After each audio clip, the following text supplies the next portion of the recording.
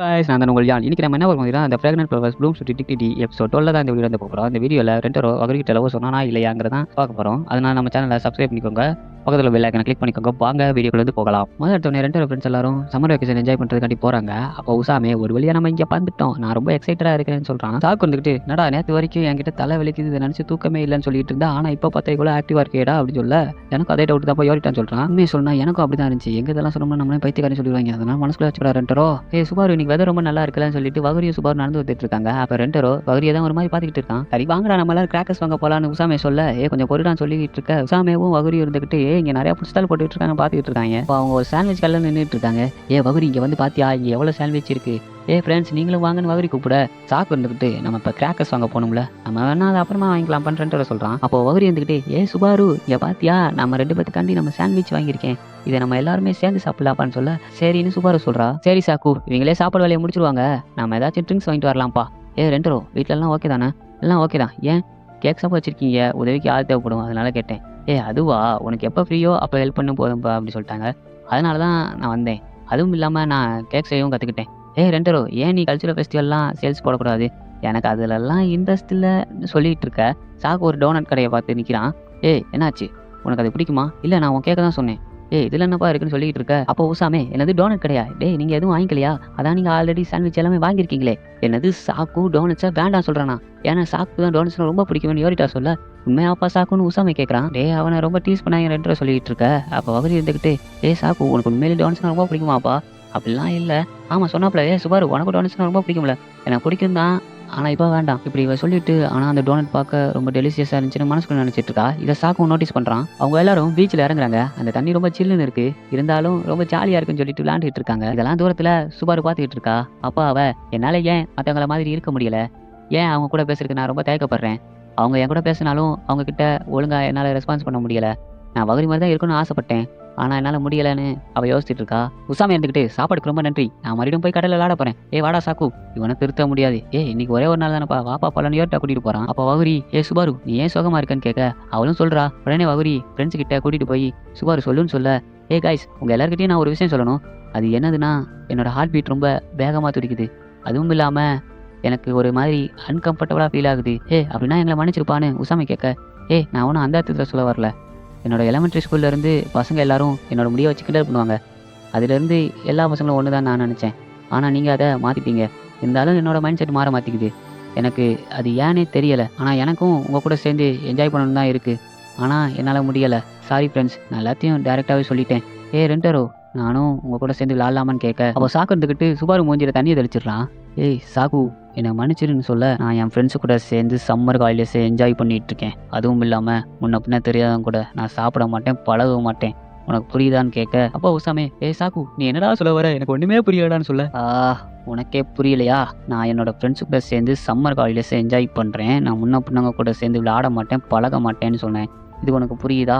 எனக்கு புரிஞ்சு. அவன் என்ன சொல்ல வரானா நம்ம எல்லாரும் ஒன்று தான். நீ எதுக்கு மன்னிப்பு கேட்குறேன்னு கேட்குறான். உடனே ரெண்டரோ அவன் சொல்கிறதும் கரெக்ட் தான். நாங்கள் என்றைக்கும் உன்னை பிரித்து பார்த்தே இல்லை.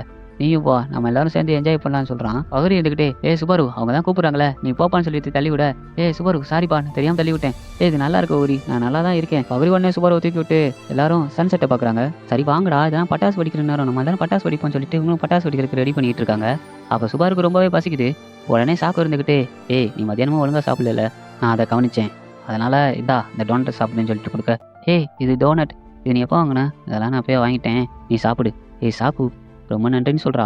இப்போ அந்த டோனட்டை சாப்பிட்டுட்டு இருக்க வாங்க நம்ம எல்லாரும் வெடிக்கலாம்னு உசாமி கூப்பிட்றான். இவங்களும் நல்லா பட்டாசுலாம் வெடிச்சிட்டு இருக்காங்க.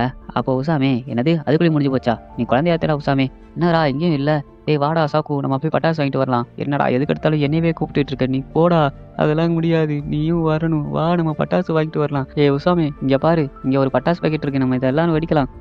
இது எனக்கு வேண்டாம் எனக்கு நிறையா வேணும் வாடா சாக்குன்னு சொல்ல வரும். நானும் பட்டாசு வாங்க வரலாமான்னு கேட்குறா.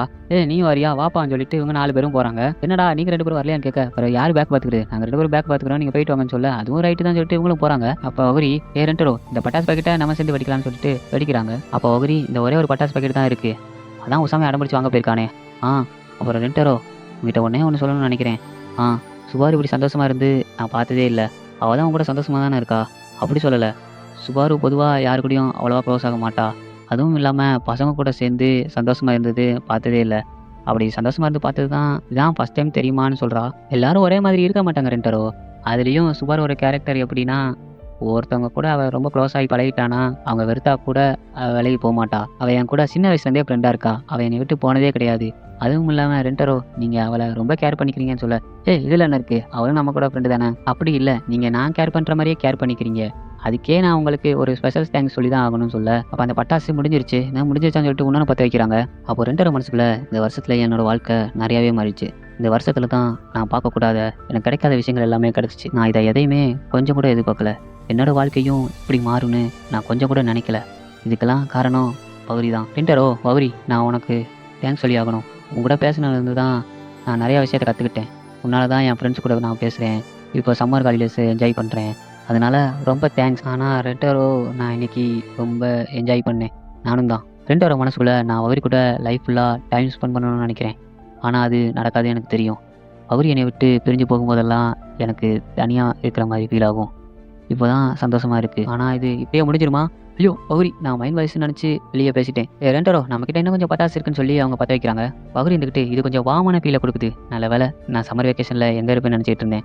ஆனால் நான் உங்கள் கூட இருந்தது ரொம்ப சந்தோஷமாக இருந்துச்சு. இதுக்கெல்லாம் நான் உனக்கு தான் தேங்க்ஸ் சொல்லி ஆகணும் ரெண்டரோன்னு சொல்ல, நான் உன்னை லவ் பண்ணுறேன். என்னதுன்னு ரெண்டு பேரும் ஒரு மாதிரி ப்ளஷ் ஆகி ஷாக்கிங்லேயே பார்த்துக்கிட்டு இருக்காங்க. சரி வாங்கடா, நம்ம பட்டாசு வெடிக்க போகலாம். என்னடா நேரங்களும் தெரியாமல் கத்துறீங்க? ஆமாம், நீங்கள் ரெண்டு பேரும் என்ன பண்ணிட்டு இருக்கீங்க? நாங்கள் ரெண்டு பேரும் மிச்ச பட்டாசு எடுத்து வெடிச்சுக்கிட்டு இருந்தோம். அப்படியா? பார்த்தா அப்படி உனக்கு தெரியலையே. சரி வீடு, வா நம்ம போய் பட்டாசு வெடிக்கலாம்னு சொல்லிட்டு கூப்பிட்டு போகிறான். பௌரி இருந்துக்கிட்டு இவன் இப்படி சொன்ன உடனே அவள் ஒரு மாதிரி ஷாக்லேயே உட்காந்துட்டு இருக்கா. அப்படியே இந்த எபிசோட வந்து முடிச்சிடுறாங்க. ஒரு வழியா ரெண்டரோ அவனோட காதலை வந்துட்டு வெளிப்படுத்தினான் எப்படியோ. இதுக்கப்புறம் என்ன நடக்க போகுதுன்னு நம்ம வர சீசனில் பார்ப்போமான்னு தெரியல. ஆனால் இதுக்கப்புறம் ஒரே ஒரு எபிசோடு இருக்குது. அதுதான் ஃபைனல் எபிசோடு. அதனால் நம்ம சேனலை சப்ஸ்கிரைப் பண்ணி வச்சுக்கோங்க. ஓகே கைஸ், நெக்ஸ்ட் வீடியோவில் மீட் பண்ணலாம்.